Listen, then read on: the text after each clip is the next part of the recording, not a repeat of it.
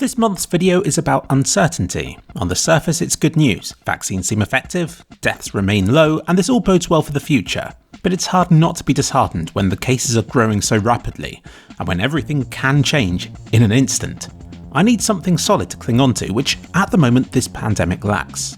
It's forever changing, evolving, and it gets more complicated by the month. England was meant to completely reopen on June the 21st. But it didn't, and now the final stage of lockdown reopening has been postponed until July the 19th. The reason for this delay was because cases began rocketing up faster than I think anybody was anticipating. At the start of June there were about 3,000 new cases a day. By the end of the month, over 20,000.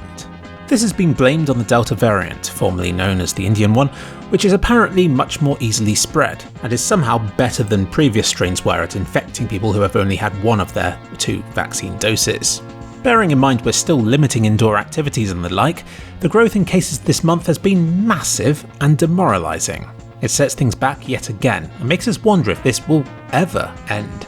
Even 3,000 cases a day would have been mortifying at the start of this whole pandemic. So now to reminisce back to when it was under 10,000 cases a day shows just how far the goalposts have moved. I like the Coronavirus UK subreddit, it's still my go-to place to keep up on the news. And I like how they put a positive spin on the daily cases. If today's cases have been 20,000, then they joke that at least it wasn't 21,000 cases. But as if these growing cases aren't bad enough already, this is after the majority of adults in the country have had the vaccine. If you look at the cases, it is a sad, sad time indeed. But there is one massive ray of light in all of this, and that's the death numbers, which have remained much lower than they should be given the case numbers. Sure, you expect deaths to lag behind case numbers by 2 to 4 weeks, but even accounting for that, we're seeing about 20 deaths a day, which is far below the numbers seen in previous waves. And it bodes well for the future. For some reason, this Delta-driven surge isn't as deadly as the previous ones were, which is most likely down to the fact that the vaccines are actually working. They're successfully protecting the vulnerable and elderly to the extent where, even if they do get the disease, they don't get ill enough from it to require hospitalisation, or a mortician. Again, I want to be aware of moving goalposts here. 6 months ago, I would have thought that vaccinations would have prevented cases and the spread of the disease, while now I'm being told that they lessen the symptoms, but might not prevent you from carrying and spreading the disease onto other people. Or they might, it depends on the daily headline. There's still confusion about this. So that's definitely one way in which I guess that reality sucks. Let's take a look at the government strategy this year with hindsight. Their plan was to plunge the country into a full lockdown and then to cautiously reopen in stages as the vaccine rollout progressed. They dug themselves a hole with that, because from the case numbers recently, it looks like they reopened a little bit too early to prevent the disease from spreading. And now, because of what they've said previously, there is no way they can backtrack and close things up again without risking a full-blown riot. But at the same time, when COVID cases are rising so rapidly, it's silly to continue reopening. So the government has done the only thing they can, which is just delay the final stage of reopening. This will disappoint everyone because it won't be enough to control the spread of the disease, but will be enough to frustrate people and to fuel the conspiracies about the government doing this because they never intend to give us freedom again or whatever. Like I've already said, the saving grace here is the death rates. Boris said the delay was to ensure that everybody over 50 and anybody on the front line was given time to get their second doses before the reopening. Sounding like, at this point, they accept that the disease is inevitably going to spread, but at least deaths from it should be minimal. The government's plan has never been to eradicate the disease, but simply to prevent it from overwhelming hospitals. So the delayed reopening rather terrifyingly suggests they thought rising deaths were still a possibility, but I hope they were just erring on the side of caution there. And as of making this video, the death rate is still extremely low, so that's positive at least. Poor Cornwall. It's a place cut off from the rest of the country. I should know, I lived there. It's full of old people who have welcomed the vaccine and then have still cautiously hidden indoors and behind masks and stuff. All these reasons combined, and it's no surprise that Cornwall has managed to keep its cases lower than the rest of England. But now things have changed, and Cornwall's case rate is higher than average for the first time yet. It's been a multi-pronged attack on where I grew up. Cornwall relies heavily on tourism, so it's no surprise that people from elsewhere came down for a holiday and spread COVID around down here. And, as with the rest of the country, there have been outbreaks around the university campuses down here too. But Cornwall also housed the G7 event in June, when the world leaders all got together in St Ives to discuss stuff, and along with them came a sizable security force. and I know that at least one of the security forces tested positive for COVID. You see, I know a person who knows a person who worked in the hotels where the security forces stayed, and a positive test was found just lying on a bed there.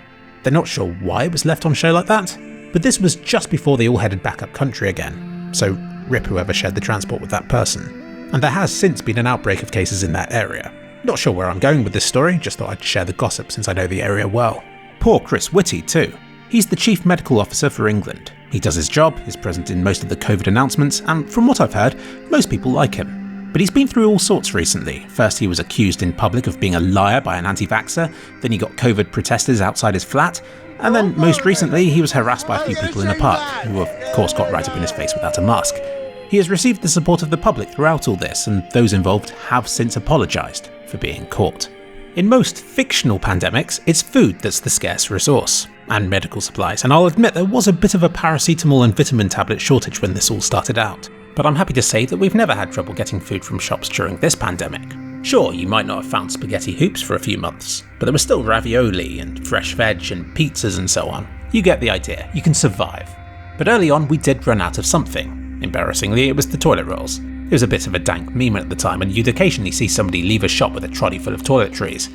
But it has since been suggested to me that the reason that toilet rolls ran out is because it's an item that's bulky, and thus isn't easy for shops to stockpile. Which is a theory I like, and I'm going to believe is the truth from now on. Because let's face it, the alternative is that England's a nation of toilet roll hoarders, and I don't want to be known as that. Another thing that's become scarce more recently is computer chips. This pandemic coincides with the cryptocurrency boom, which I think some people see as being the sole reason for these shortages, but I hear this chip shortage has affected everything, even car manufacturing.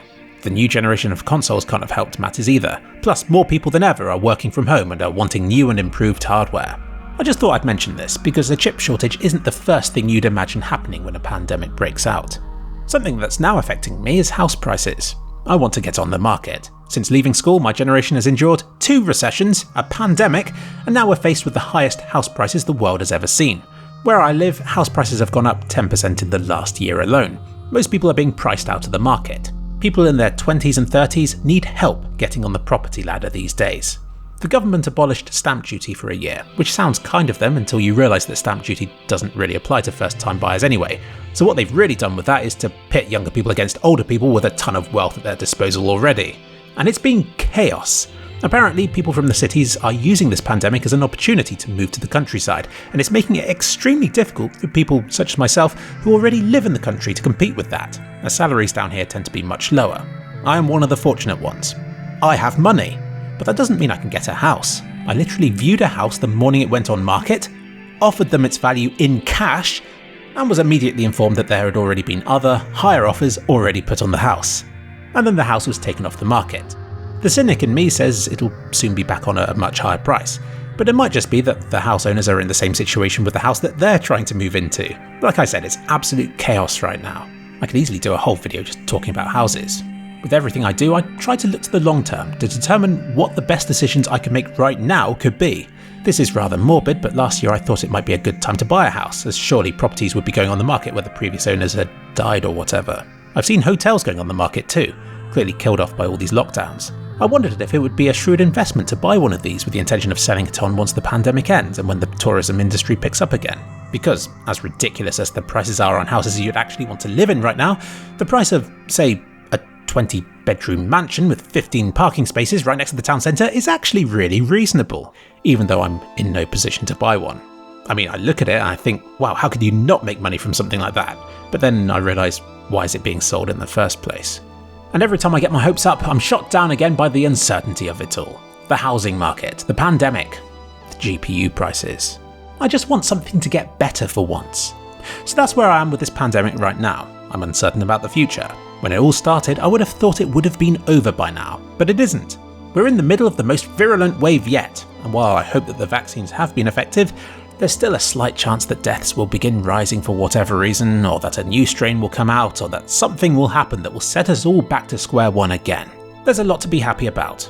That we have discovered so many effective vaccines, which seem to do a great job of keeping people alive. That we are able to go out and to do things again with a degree of freedom that a few months ago would have been unthinkable. And I am so happy to have had my first jab now. and for enough time to have passed since then that it will actually do some good if I'm exposed to the disease.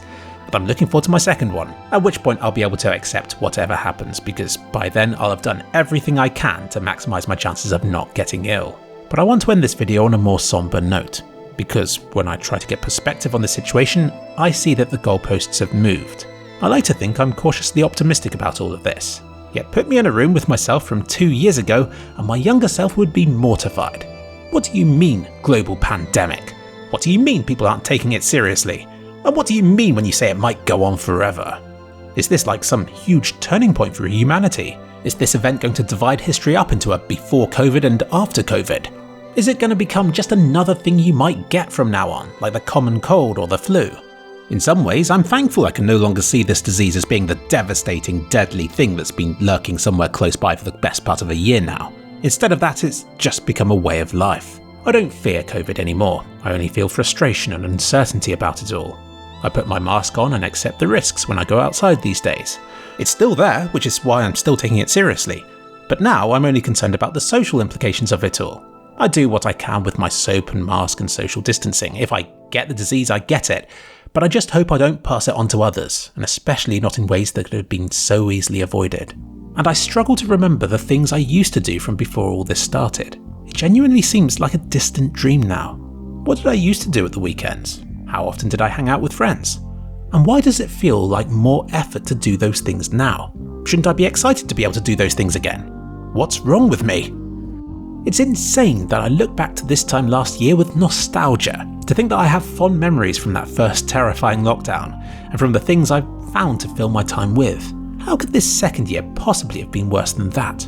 Sure, it's found a way, but now I seriously hope my life goes through a really nice happy period once all this is over. It's only fair. So, let's look to the future. July. What do I want from this month? What would I consider to be a success? And when I think about it like that, that's when I know the goalposts have moved. Success used to be about keeping the R number below 1, or about finding a way of ending it once and for all. But I'm not hopeful for that anymore. Now I guess I hope that deaths remain low. I hope the country opens up on July the 19th, but I don't see how the spread of the disease could possibly slow down if it's spreading so quickly already. Now I just hope that it causes such minor symptoms in those who have been vaccinated that it becomes something that we no longer have to worry about anymore. I realise that my new best case scenario is a lot less optimistic than it used to be. I used to be waiting for a vaccine, but now I'm waiting for a universal vaccine that can combat any potential strain of the disease. Because right now, no matter what we do in this country, all it takes is for one person somewhere else to get a new variant, and it could change everything again. I try to keep track of things with this series, I really do, but sometimes I feel like a repeating record.